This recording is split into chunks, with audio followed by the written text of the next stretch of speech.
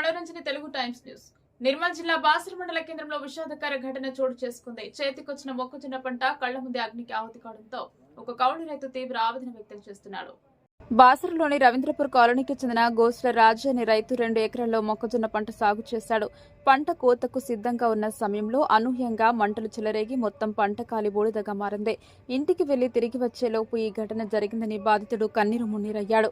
సమాచారం అందుకున్న తోటి రైతులు వెంటనే ఘటనా స్థలానికి చేరుకుని బకెట్లతో నీళ్లు పోసి మంటలను ఆర్పే ప్రయత్నం చేసినా అప్పటికే పంట పూర్తిగా నష్టపోయింది. ఈ ఘటనపై బాధిత రైతు బాసర పోలీసులను ఆశ్రయించి తన పంటకు నిప్పుపెట్టిన వారిపై కఠిన చర్యలు తీసుకోవాలని కోరుతున్నాడు.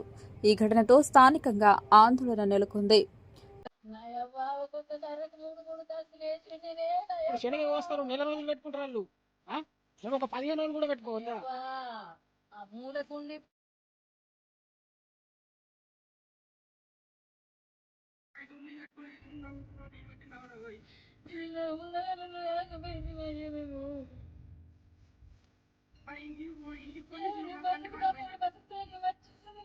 వచ్చింది